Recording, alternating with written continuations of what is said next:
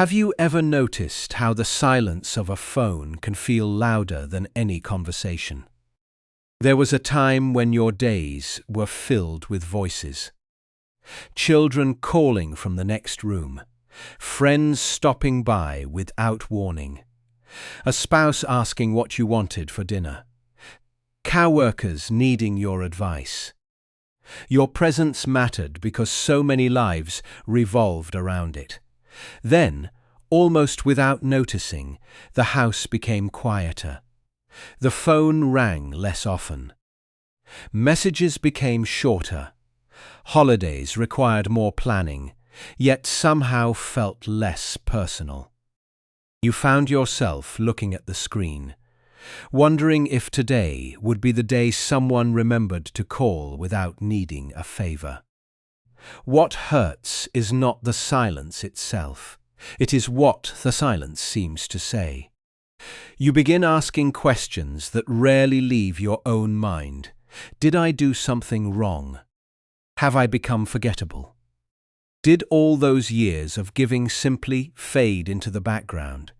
The longer the silence lasts, the easier it becomes to believe that your value disappeared along with your busy schedule. Marcus Aurelius understood something about this kind of pain, even though the world around him looked very different. He knew that human beings naturally seek recognition from others. We want proof that we matter. We hope our kindness will be remembered. We expect loyalty to return after years of sacrifice. But he also warned that tying our peace to other people's actions is one of the quickest ways to lose ourselves. That lesson becomes especially important later in life. When you are younger, your identity is often reinforced every day. Your work needs you. Your family depends on you. Your calendar is full of responsibilities that constantly remind you that you belong somewhere. Retirement changes that rhythm. Children grow into adults with lives of their own. Friends move away or pass on. Communities become less connected than they once were. Suddenly, the world stops confirming your importance in the ways it used to. If you are not careful, you begin measuring your worth by something incredibly fragile. How many people called this week? Whether someone remembered your birthday first. How quickly a text message receives a reply. Whether your grandchildren seem excited to visit. These become invisible scorecards. Every unanswered call feels like evidence against your own value. Marcus Aurelius would ask a simple but uncomfortable question. Who gave other people permission to decide whether your life has meaning? That question is not meant to dismiss your loneliness. Loneliness is real. Missing family is real. Wishing someone would simply ask how you're doing is deeply human. The mistake is believing that their silence defines you. Many older adults quietly carry another burden that almost no one talks about. They continue living emotionally as if they are still waiting to be chosen. Waiting for children to invite them. Waiting for friends to remember them. Waiting for neighbors to stop by, waiting for someone else to create a meaningful day. Days become weeks, weeks become months. Peace is postponed until another person decides to make contact. That is an exhausting way to live. The Stoics believed that freedom begins the moment you separate what belongs to you from what belongs to someone else. Your kindness belongs to you. Your character belongs to you. Your thoughts belong to you. Your response to silence belongs to you. Someone else's decision to call does not. Imagine placing your happiness inside another person's pocket. Every morning you wait for them to hand it back. Sometimes they do. Many times they don't. Eventually, you begin believing happiness is something they own. It never was. Perhaps the hardest truth about growing older is realizing that people can love you deeply and still become distracted by their own lives. Your daughter may love you while juggling work, children, and endless responsibilities. Your son may think about you often, but assume you'll understand if he forgets to call. Your grandchildren may care in ways they simply don't know how to express yet.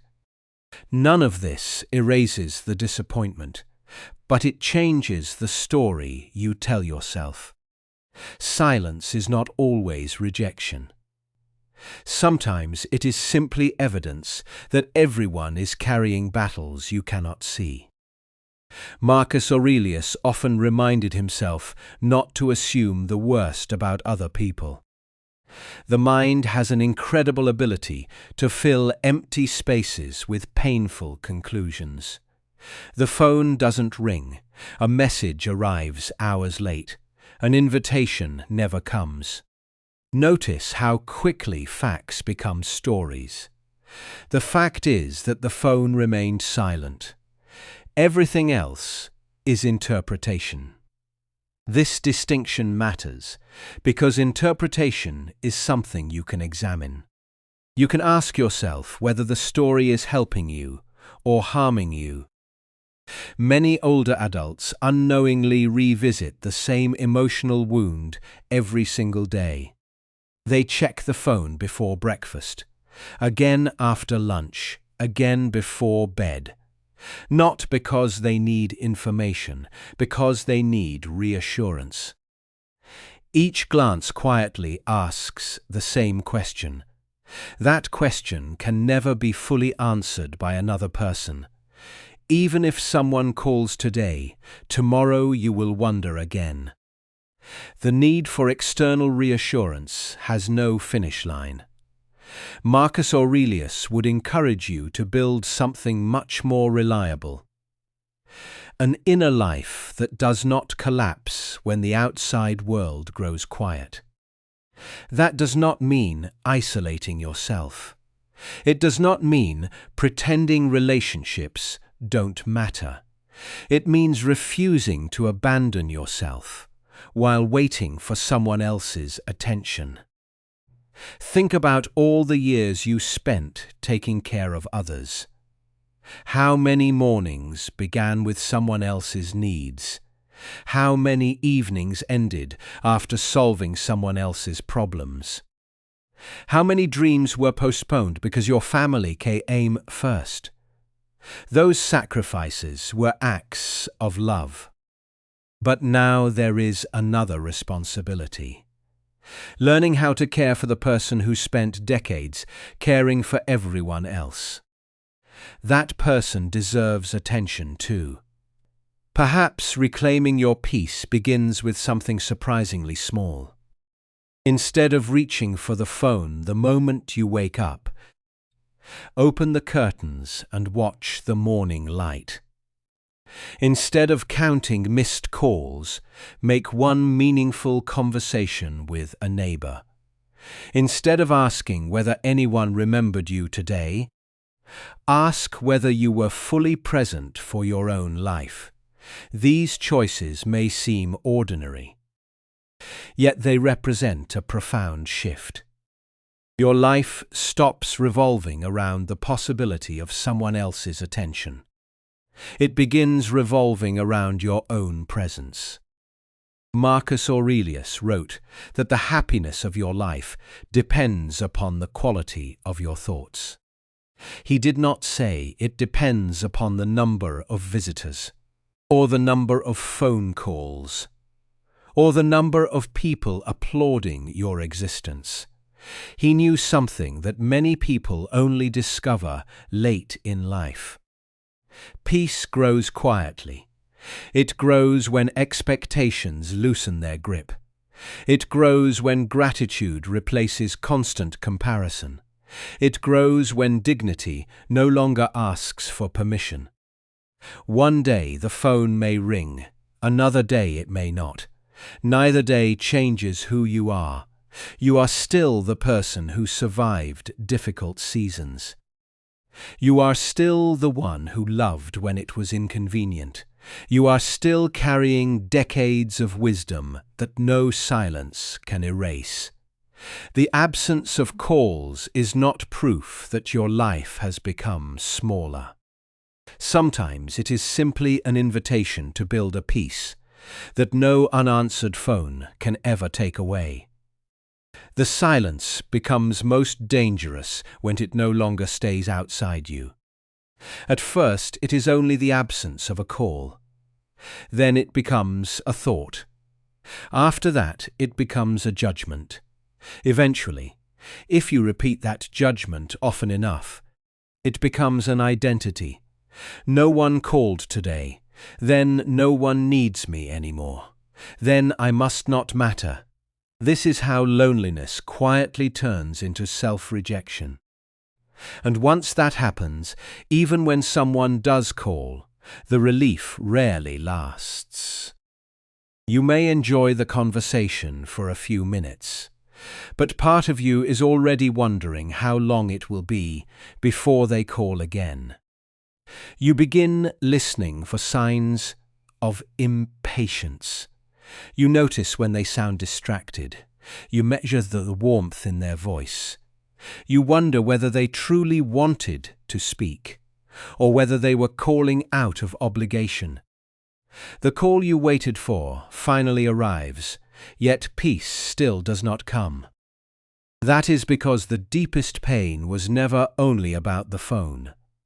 It was about what the phone came to represent. For many people later in life, a call means recognition. It means proof that someone remembers who you are. It means reassurance that you still have a place in the lives you helped build. When that call does not come, it can feel as though your whole history is being erased. You remember the years when your children called your name from every room. You remember tying shoes, packing lunches, sitting through school events, giving rides, paying bills, waiting up late, and worrying through nights they never knew were difficult for you. You remember answering their calls no matter how tired you were. You made space for their fears, their mistakes, their emergencies, and their changing plans. Now the phone may ring only when something is needed. A question about money, a request for help, a favor that has become urgent, a problem they assume you will solve. And when the problem is handled, the conversation ends quickly. They say they will call again soon. You know they may mean it in that moment. But days pass, and then weeks, and the promise dissolves into the usual silence. This can create a particular kind of bitterness, not loud bitterness, not dramatic anger, something quieter. You still say you are fine. You still tell them not to worry. You still make excuses for their absence. But inside, a question begins to harden. After everything I did, is this all I am worth? Marcus Aurelius would not tell you that this question is foolish. He would understand why it appears. Human beings naturally look for fairness. We believe that years of devotion should produce loyalty. We expect love to return in a form we can recognize. But life does not always honor the agreements we made silently in our own minds. You may have believed that if you were a good parent, your children would remain close. You may have believed that if you supported friends through hard times, They would stand beside you in yours. You may have believed that if you gave enough, people would eventually notice the cost. These beliefs are understandable. They are also dangerous when they become conditions for your peace. The Stoic lesson is not that you should stop loving people. It is that love and control are not the same thing. You can love your children without controlling how often they call. You can care about a friend without controlling whether they remember your birthday. You can offer kindness without controlling whether gratitude comes back. The moment you confuse love with control, disappointment becomes almost guaranteed. You begin giving with an invisible contract. I will be there for you, and one day you must be there for me. I will sacrifice now, and later you must repay me with attention. I will make you important, and eventually you must make me feel important. Most people never say these words aloud. Often they do not even know they are carrying them. But when the expected repayment never arrives, the heart feels cheated. This does not mean your sacrifices were meaningless. It means they cannot become a permanent debt that other people must spend the rest of their lives repaying. That truth may feel severe, but it can also be freeing, because if your love was real, then its value existed in the act itself. It reflected your character. It showed who you chose to be. Its worth does not disappear because another person failed to honor it properly. Their neglect may reveal something about them. It does not rewrite what was noble in you. The mistake that keeps many older people trapped is not caring too much. It is continuing to hand emotional authority to people who have shown they cannot carry it responsibly. You let a rushed conversation decide whether you feel respected. You let an unanswered message convince you that you have become a burden. You let a family gathering determine whether you still belong. This gives other people extraordinary power over your inner life, often without them even knowing they possess it. A son may end a call quickly because he is overwhelmed at work. A daughter may forget to respond because her mind is scattered in 10 directions. A grandchild may seem distant because younger people communicate differently than you do.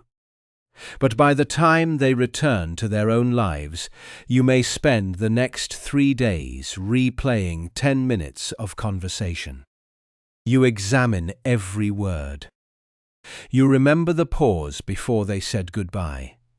You wonder why they did not ask more questions.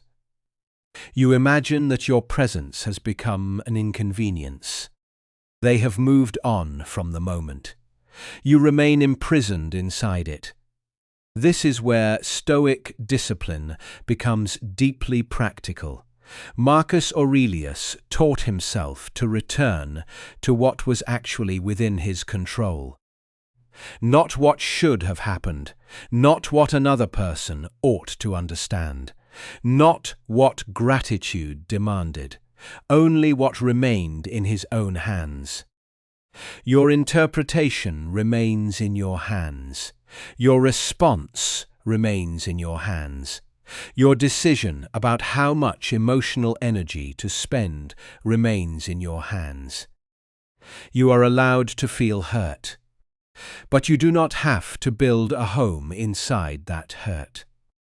There is a difference between acknowledging pain and feeding it. Acknowledging pain sounds like this. I wish they called more often. I miss them. Their distance hurts me. Feeding pain sounds like this. They never cared. My whole life was wasted.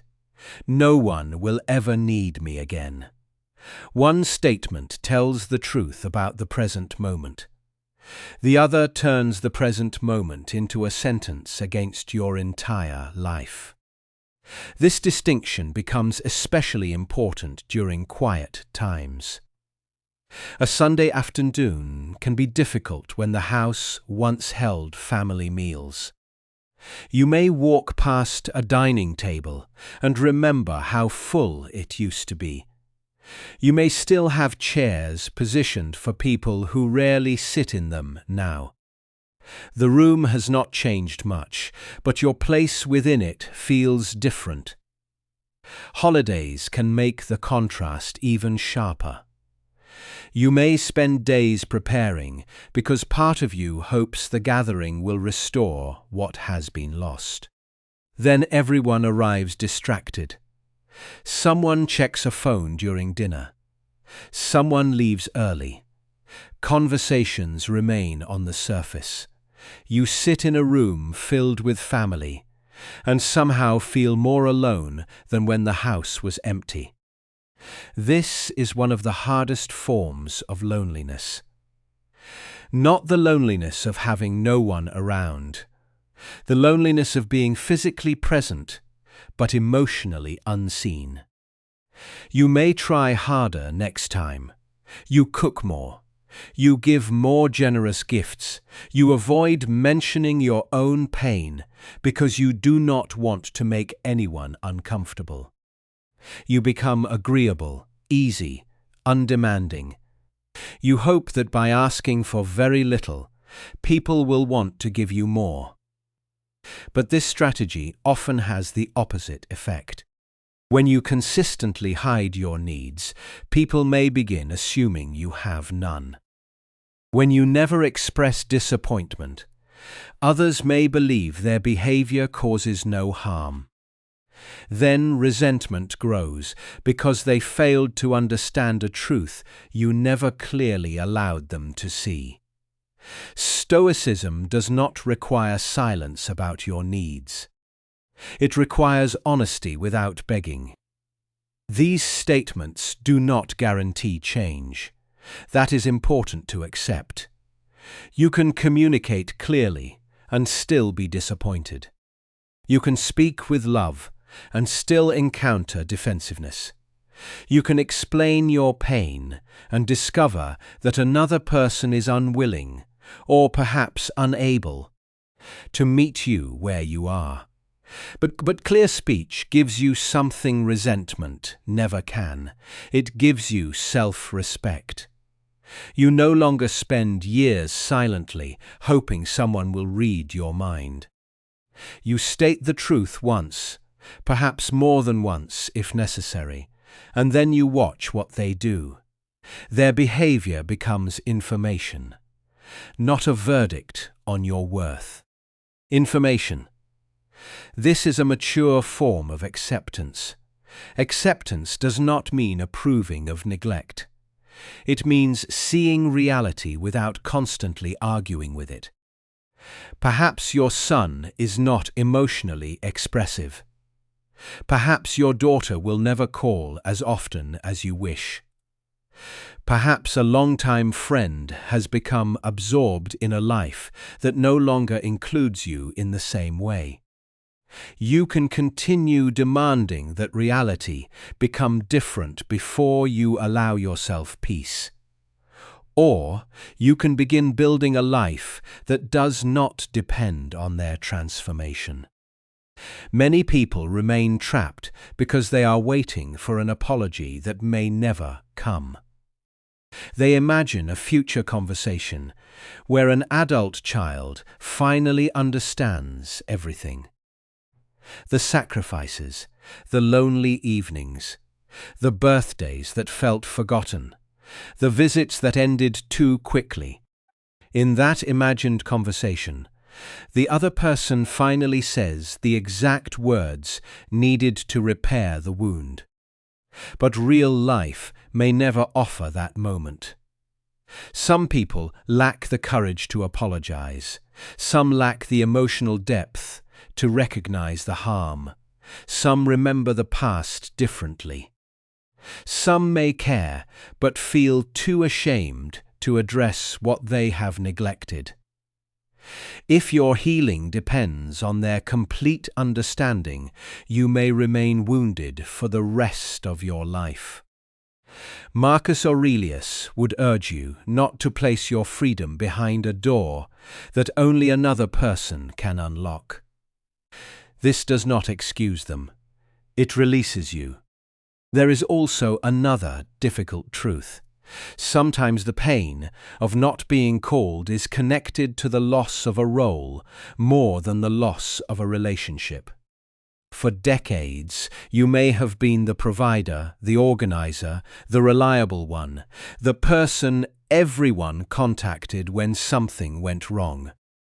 Being needed gave shape to your identity.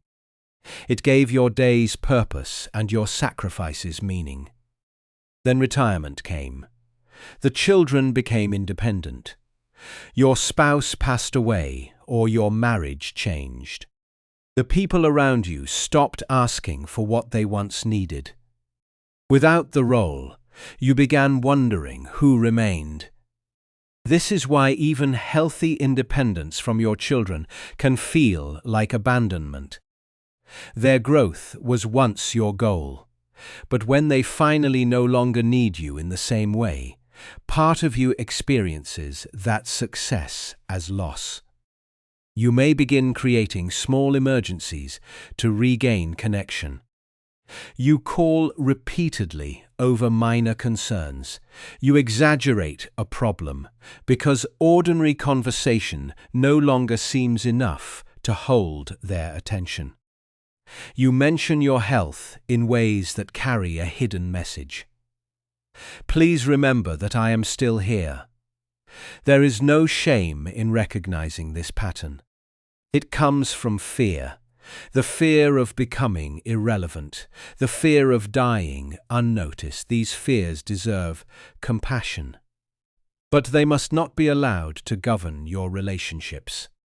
When fear drives connection, every conversation becomes a test. Did they sound concerned enough? Did they stay on the phone long enough? Will they call tomorrow? The other person feels pressure even if you never state it directly. They may begin avoiding contact because every call seems to carry an emotional weight they do not know how to hold.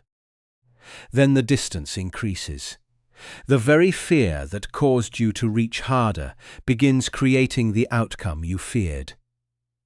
This is not blame. It is awareness. And awareness is where change begins. To reclaim your peace, you must slowly separate being loved from being constantly needed. They are not the same. A person may need you for a season and forget you when the season changes. Another person may love you deeply but rarely depend on you.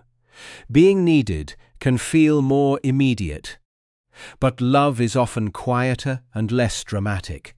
Still, even love cannot be the only foundation of your identity. There must be a part of you that belongs to no role. Not parent, not spouse, not employee, not caregiver, not problem solver, just you, the person beneath all the duties. Perhaps you have not met that person in many years. You were too busy responding to emergencies, too busy making sure everyone else was comfortable, too busy becoming what the family required. Yourself. This is why reclaiming peace is not simply about finding more people to call you. It is about developing a relationship with your own life that is not based entirely on service to others. What do you enjoy when no one is watching? What interests you when it does not benefit your family? What part of your mind has been neglected because responsibility always came first? These questions may feel unfamiliar. You may even feel guilty considering them. Older generations were often taught that duty mattered more than personal fulfillment. You may have learned to see rest as laziness, pleasure as selfishness, and personal boundaries as a failure of love.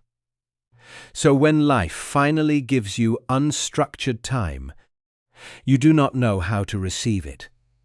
You call it emptiness. But some of that emptiness may actually be unused freedom. The quiet morning that feels lonely could become a morning of ownership.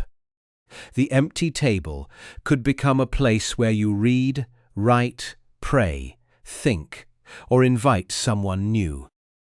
The afternoon, no one claims, could become the first part of your day that truly belongs to you. This shift does not happen through positive thinking. It happens through practice. You will still have difficult evenings. You will still notice the phone. You will still feel a wave of sadness when you see another family laughing together in a restaurant, or when someone speaks warmly about children who visit every weekend. Peace does not mean those feelings disappear. It means they stop controlling the direction of your life. You feel the sadness, and then you make dinner. You acknowledge the disappointment, and then you step outside. You miss someone, and then you choose not to spend the entire day mentally chasing them. This is emotional discipline, not coldness, not denial, discipline.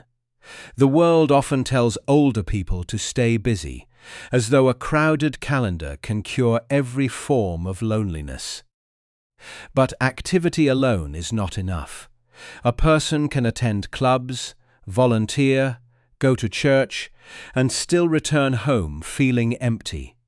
The deeper question is whether you are engaging with life or merely distracting yourself from rejection. True engagement contains presence. You are not joining a group only because you hope someone will finally make you feel wanted. You are participating because the activity itself expresses something alive in you. You are not volunteering only to recreate the feeling of being needed. You are contributing because service still reflects your values, but now it is chosen freely rather than used to prove your worth. This difference may seem subtle. It is not. One form of action comes from lack, the other comes from dignity. Marcus Aurelius believed that character is built through the way we meet what life gives us. Not the life we expected, not the life we believe we earned. The life that is actually here. And the life that is here may include fewer calls. It may include changed relationships. It may include people who do not understand your sacrifices. It may include days when no one asks how you are doing. You did not choose all of this, but you still choose what kind of person meets it. You can become bitter and make every conversation carry the weight of old disappointment. You can punish people with silence while secretly hoping they notice. You can repeatedly mention how no one calls, turning pain into accusation. Or you can become clear, boundaried, and inwardly steady. You can stop performing helplessness to receive attention. You can stop overgiving in order to purchase closeness. You can stop saying yes to every request simply because being useful feels better than being forgotten. That last habit is especially important. When people rarely call, you may feel compelled to say yes whenever they finally do. They need money. You give it. They need a ride. You rearrange your day. They want help at the last minute. You cancel your own plans. Part of you fears that saying no will give them one more reason to disappear. So you accept treatment that leaves you depleted. You confuse availability with love. But every time you betray your own limits to keep someone near, you teach yourself that their presence matters more than your dignity. This is not peace. It is emotional bargaining. A healthy boundary may create temporary distance. That can be frightening. But a relationship that survives only because you never say no is already more fragile than it appears. You are allowed to answer the phone warmly and still decline the request. You are allowed to notice whether a person values your company or only your usefulness. These boundaries are not punishment. They are how you stop converting loneliness into self-abandonment. The deeper work is learning to tolerate the silence that follows a boundary. Perhaps someone calls less when you stop giving them everything they want. That will hurt. But it will also reveal the truth. And truth, even painful truth, is more stable than false closeness. You may discover that some relationships were built mainly around what you provided. You may grieve that discovery. You should grieve it.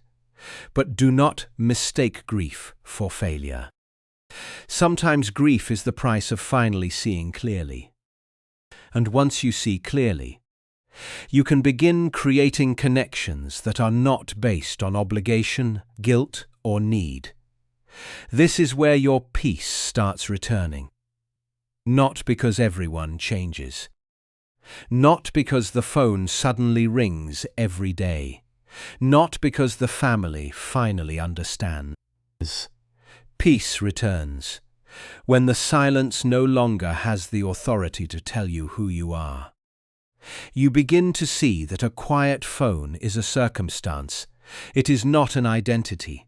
It is not a moral judgment. It is not the final measure of your life.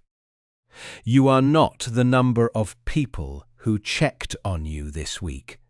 You are not the empty chair at a family gathering. You are the character you continue to practice when no one is watching. You are the dignity you protect when attention is scarce. You are the life still moving through you in the quiet morning. The next step is not to harden your heart. It is to stop placing your heart where it is repeatedly handled without care. That requires courage, because reclaiming your peace may mean accepting that some people will never become who you hoped they would be. It may mean loving them from a healthier distance. It may mean speaking honestly without demanding agreement. It may mean ending the habit of waiting beside the phone, as though your real life begins only when someone remembers you. Your real life is already happening. It is happening in the room around you. It is happening in the breath you just took. It is happening in the hours that still belong to you. And the greatest mistake would be to spend those remaining hours trying to convince absent people that your existence deserves attention. Your existence does not need to be argued. Your peace does not need to be granted. But it must be reclaimed. Reclaiming your peace does not begin when the phone starts ringing again. It begins when you no longer need the ringing to prove that your life has value. This will not happen in one morning. You may understand the lesson today and still feel disappointed tomorrow. You may put the phone down with strength in the afternoon, then check it again before bed.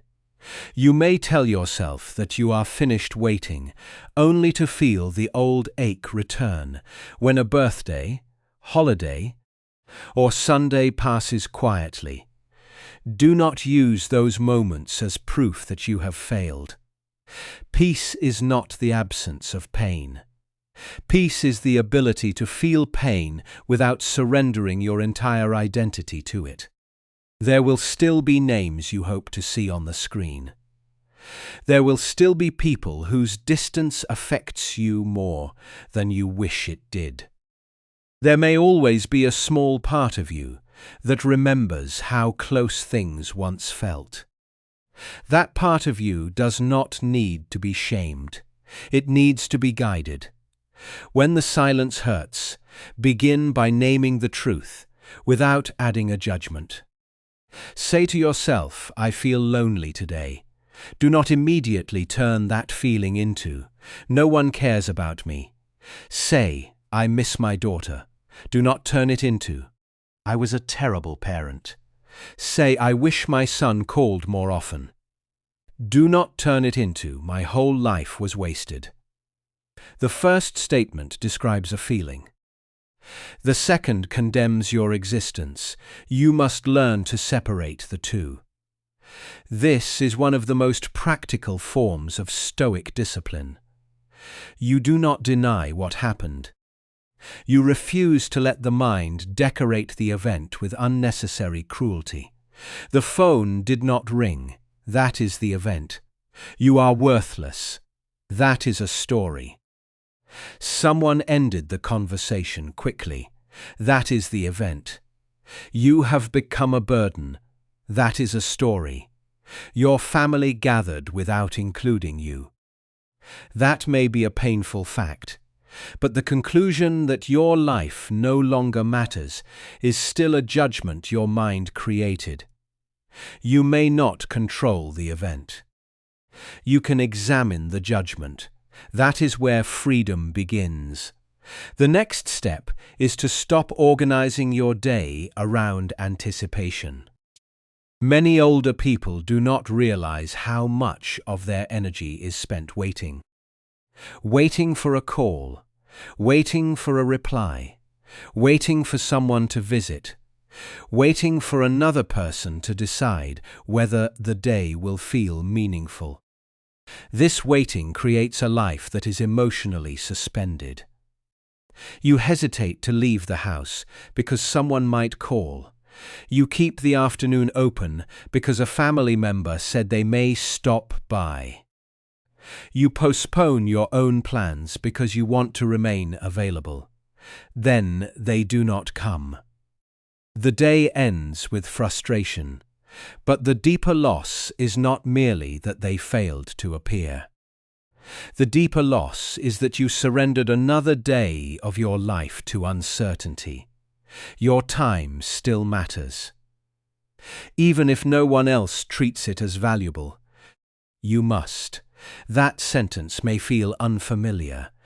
Perhaps you have always been the available one. Perhaps your family expects you to adjust because you are retired. They may assume you have no schedule, no obligations, and nothing important happening. But retirement does not mean your time became public property. A quiet life is still a life. A morning walk matters. A lunch with a neighbor matters. Reading in your favorite chair matters. Rest matters.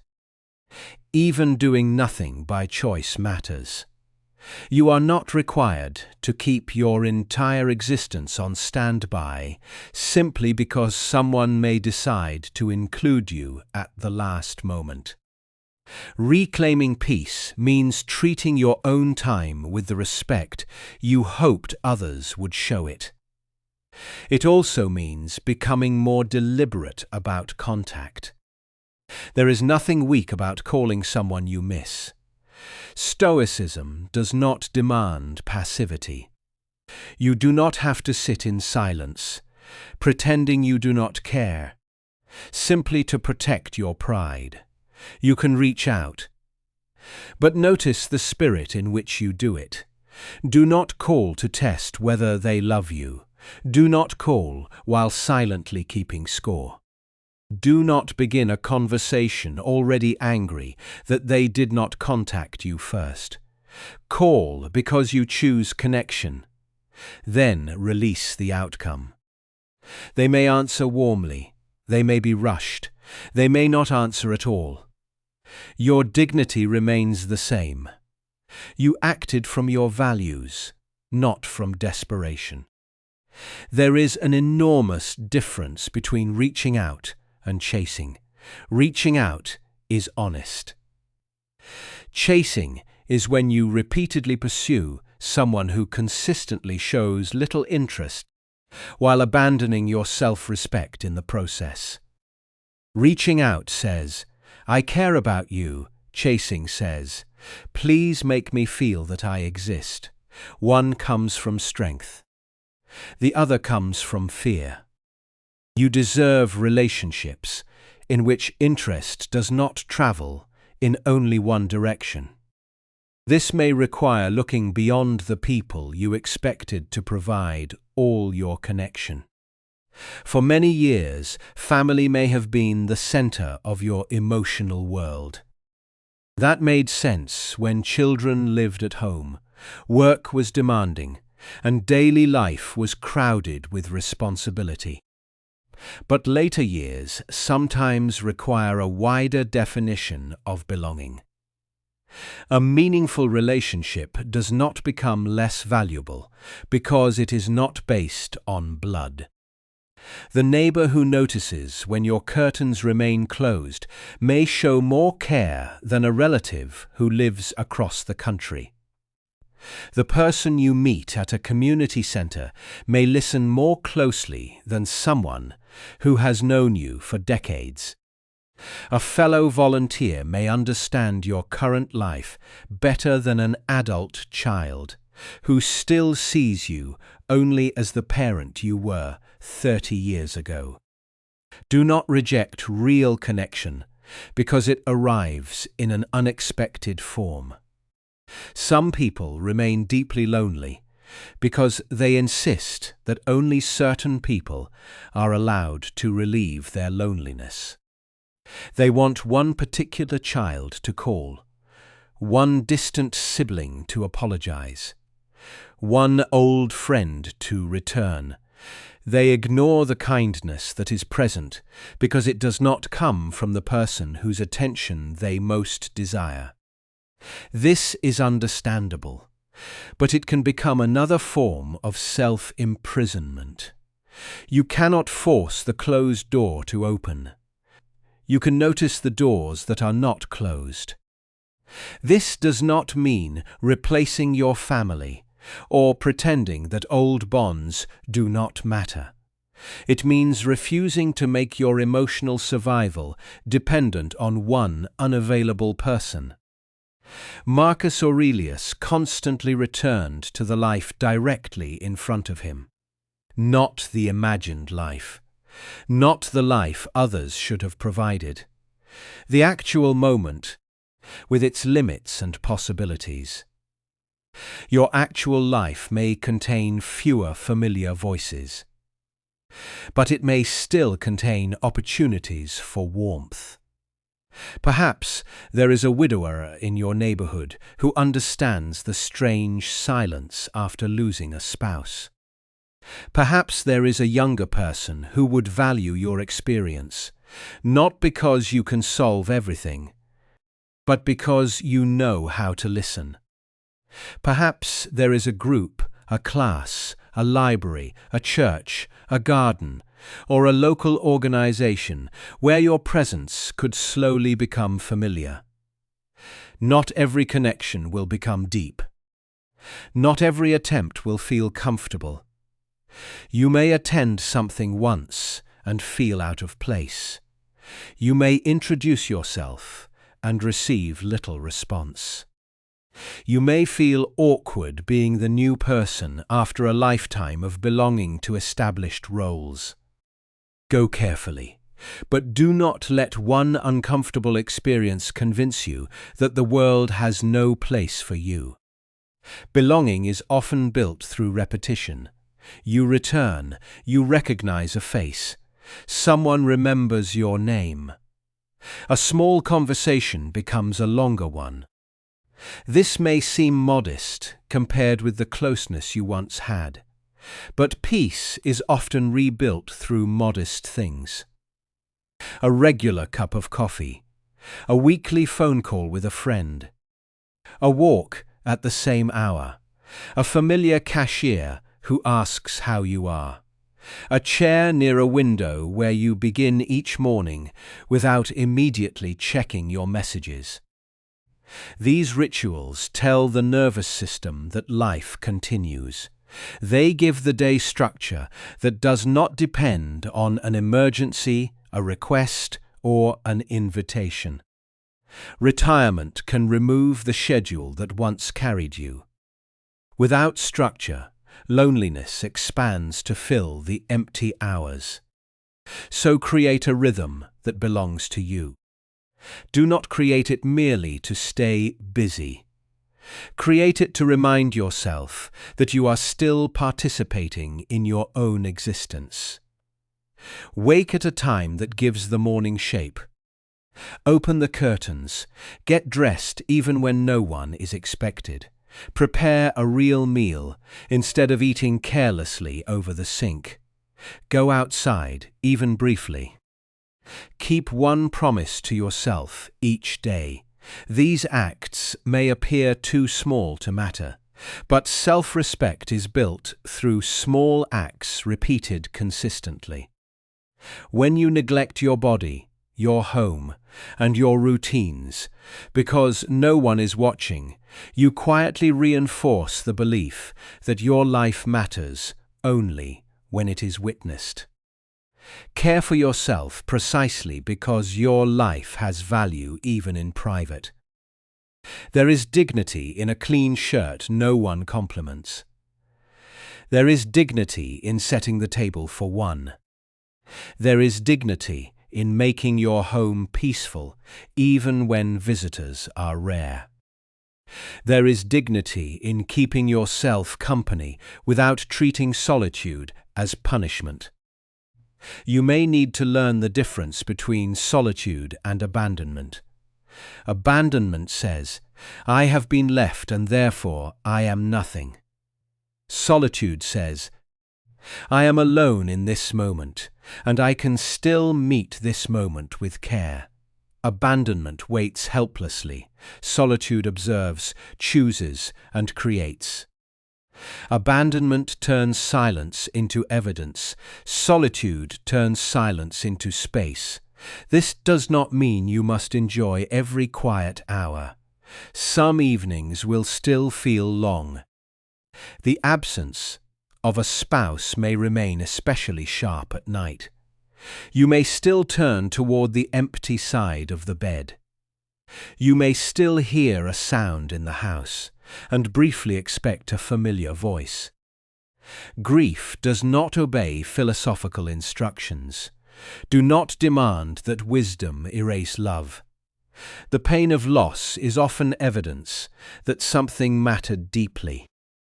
But even grief must eventually be carried in a way that allows life to continue around it. You can honor the person you lost without making death the final authority over your remaining years. You can look at old photographs without living entirely inside them. You can remember the full dining table without refusing to sit at the table now. You can miss who you were without despising who you are becoming. This is one of the hardest acts of aging, to bless the past without asking it to return. Some things will not return. The children will not become young again. Your old workplace will move on. Your body may not regain its former strength. Certain friends are gone. Certain apologies will never be spoken. Certain doors have closed permanently. Marcus Aurelius taught the discipline of meeting reality without wasting the soul in rebellion, against what cannot be reversed. Acceptance is not saying that everything was fair. It is saying that you will not spend the rest of your life arguing with what already happened. The argument changes nothing.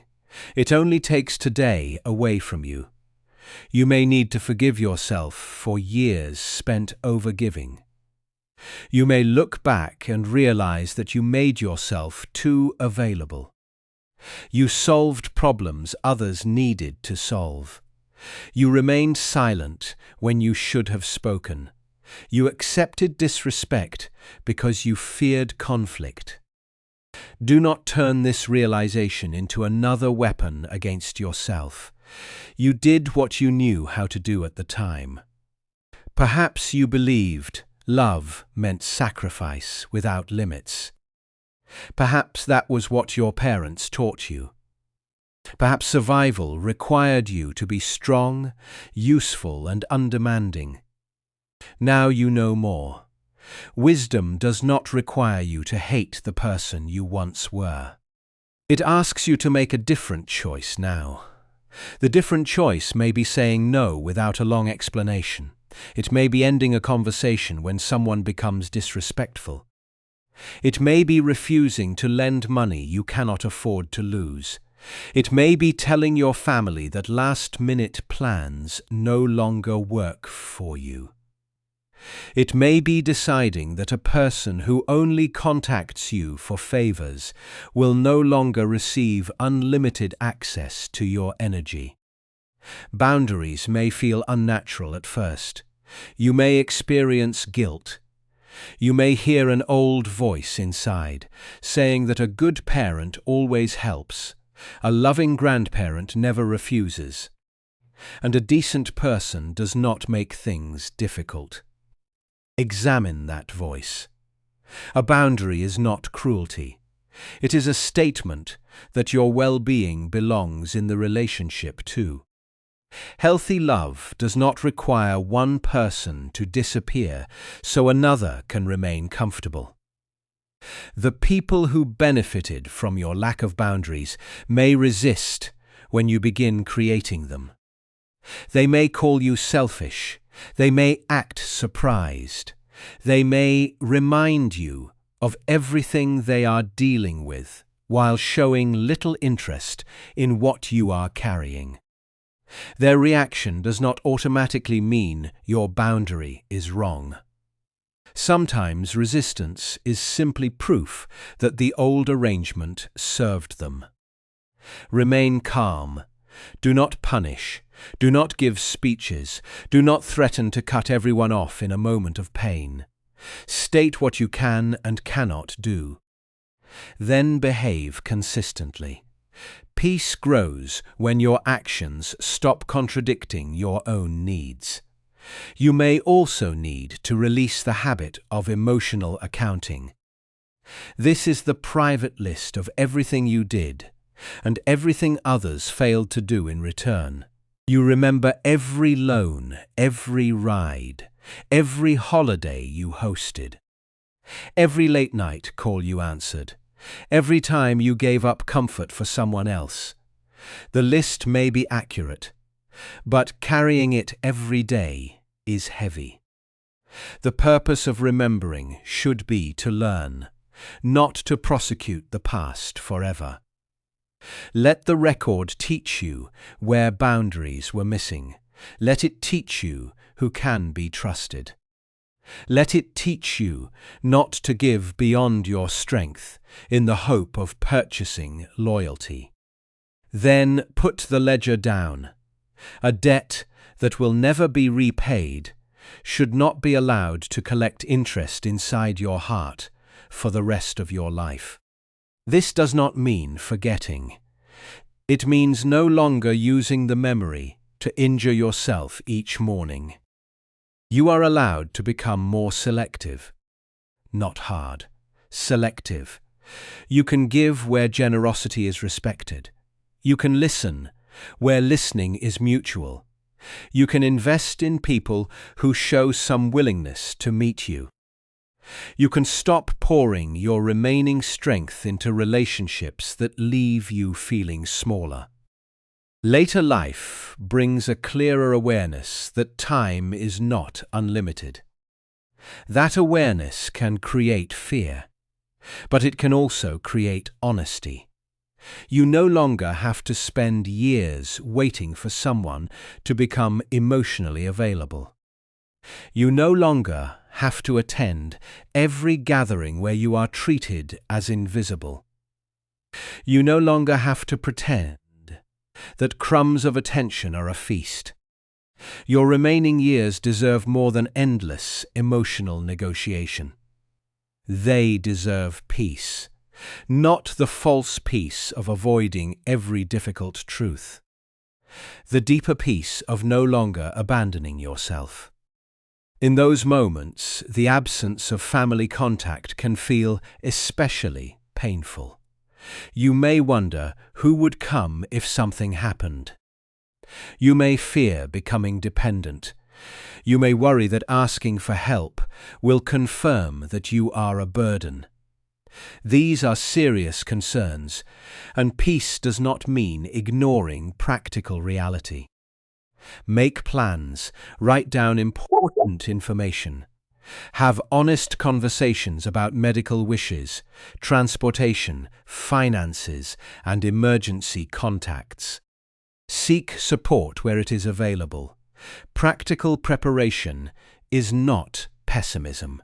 It is a form of courage.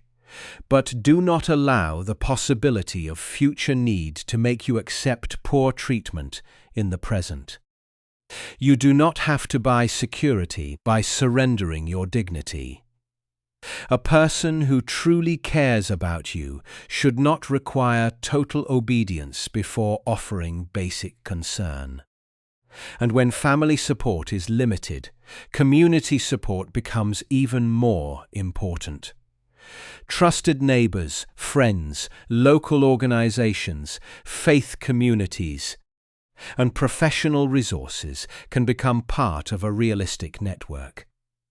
Independence does not mean doing everything alone. It means participating honestly in the care of your own life. There is another practice that can help restore peace. Give attention to what remains. Loneliness directs the mind toward absence, the empty chair, the silent phone, the name that never appears. Gratitude does not deny these absences. It widens your field of vision. There may still be sunlight on the floor. There may still be coffee warming your hands. There may still be music that returns you to a younger version of yourself. There may still be a body capable of walking to the mailbox. There may still be one person who listens. There may still be one place where your presence is known. These things do not replace what you lost. They remind you that loss is not the whole picture. Marcus Aurelius repeatedly directed his attention toward the present task, the present duty, the present moment. He knew that the mind can spend an entire life wandering through regret and anticipation, while missing the only time it can actually inhabit. Today is part of your life. Do not treat it as a waiting room. Use it. Speak kindly to yourself. Move your body according to its ability. Tend to something. Learn something. Repair something small. Write down a memory. Call someone without keeping score. Sit quietly, without calling the silence an enemy. And when sadness comes, let it sit beside you without giving it the entire house. You do not need to become emotionally invulnerable. That is not wisdom. A heart that has loved deeply will remain sensitive. The goal is not to feel nothing when people fail you. The goal is to stop failing yourself in response. Do not neglect yourself because others neglected you. Do not speak cruelly to yourself because others were careless. Do not withdraw from every possible relationship because one person disappointed you. Do not close the door on life because someone failed to knock. Your peace is reclaimed through loyalty to your own soul. That loyalty says, even when others are absent, I will remain present. Even when others forget, I will remember what I have survived. Even when others fail to recognize my value, I will not join them in that failure. This is not arrogance. It is dignity. You have already lived through chapters that once seemed impossible. You have buried people you thought you could not live without. You have survived illnesses, disappointments, financial fears, family conflicts, and private nights when no one knew how frightened you were. You have adapted to a world that changed repeatedly around you. You are not weak because a silent phone hurts. But you are stronger than the meaning you have been giving that silence. The phone may ring tomorrow. Welcome the call without making it your salvation. The phone may remain quiet. Meet the day anyway. Make your identity larger than your old role. Make your remaining life larger than the circle of people who failed to appreciate it. There is still a self within you that does not need to audition for love. There is still a mind capable of choosing its focus. There is still a heart capable of warmth without surrender. There is still time to live differently. Perhaps not dramatically. Perhaps no one else will even notice at first, but you will notice. You will notice that you no longer stare at the screen with the same desperation.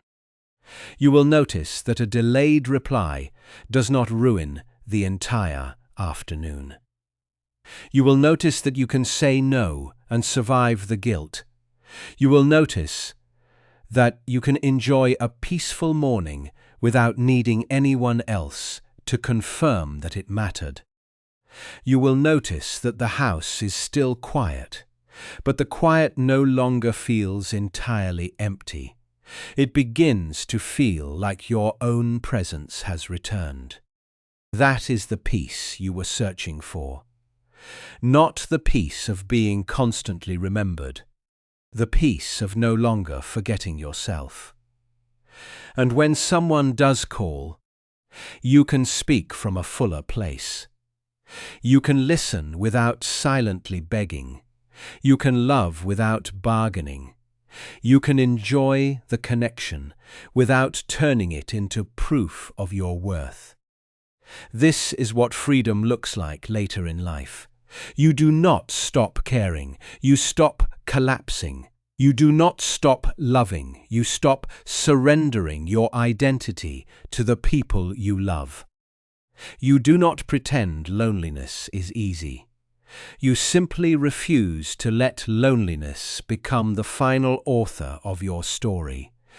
Your later years are not merely an afterthought. They are not the empty space left after your usefulness ended. They are a season in which you may finally learn what decades of responsibility prevented you from learning. How to stand beside yourself, how to protect your peace, how to love without losing your center, how to accept what cannot be changed without becoming bitter, how to let silence be silence, instead of allowing it to become a sentence against your worth. If this kind of quiet wisdom helps you face the later years with greater dignity, you may subscribe and return for more reflections like this. But before you leave, remember one thing. A lack of calls does not mean a lack of value. It may mean that other people are distracted, limited, careless, or absorbed in their own lives. It may reveal painful truths about certain relationships. It may require boundaries, honesty, and a new understanding of belonging. But it does not define you. You are still here. Your character is still yours. Your attention is still yours. Your remaining days are still yours. Do not hand them over to a silent phone. Reclaim them. Reclaim the morning. Reclaim your time. Reclaim your dignity.